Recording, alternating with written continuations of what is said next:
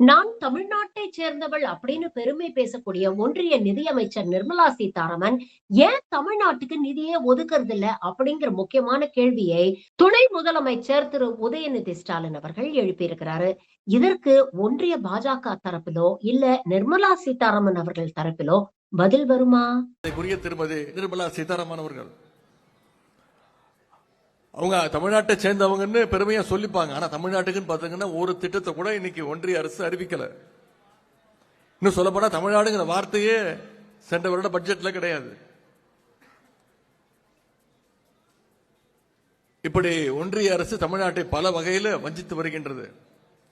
நிதி உரிமையை பறிக்கிறது, கல்வி உரிமையை பறிக்கிறதுன்னு பல்வேறு இடைஞ்சல்களை தமிழ்நாட்டுக்கு கொடுத்துட்டு இருக்கிறாங்க. இதையெல்லாம் கண்டிக்க வேண்டிய ஒரு எதிர்கட்சி தலைவர் இருக்கின்றார். திரு எடப்பாடி பழனிசாமி அவர்கள் என்ன சொல்றாரு? ஒன்றிய நிதியமைச்சர் நிர்மலா சீதாராமன் பட்ஜெட்டை படிச்சு முடிக்கிறதுக்கு முன்னாடியே மிகச்சிறந்த பட்ஜெட்னு சொல்றாரு எதிர்கட்சி தலைவர் திரு எடப்பாடி பழனிசாமி அவர்கள். முரட்டு பக்தர்களை கேள்விப்பட்டிருப்பீங்க, முரட்டு அடிமைகளை பார்த்திருப்பீங்களா? ஒரு முரட்டு அடிமையா, பாஜகவுடைய ஒரு முரட்டு அடிமையா இன்னைக்கு திரு எடப்பாடி பழனிசாமி அவர்கள் திகழ்ந்து கொண்டிருக்கிறார். இந்த பட்ஜெட்டை வரவேற்றிருக்கிறார். இப்படி எத்தனை அடிமைகள் வந்தாலும் சரி, பழைய அடிமைகள் புதிய அடிமைகள் வந்தாலும் சரி, நிச்சயம் வருகின்ற சட்டமன்ற தேர்தலில் குறைந்தது 200 தொகுதிகளில் நம்முடைய திராவிட முன்னேற்ற கழகம் வெற்றி பெற்று நம்முடைய தலைவர் மீண்டும் முதலமைச்சராக அமரப்போவது உறுதி.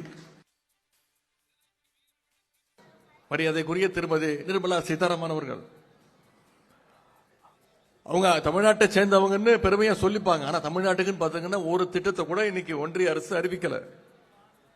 இன்னும் சொல்ல போனா தமிழ்நாடுங்கிற வார்த்தையே சென்ற வருட பட்ஜெட்ல கிடையாது.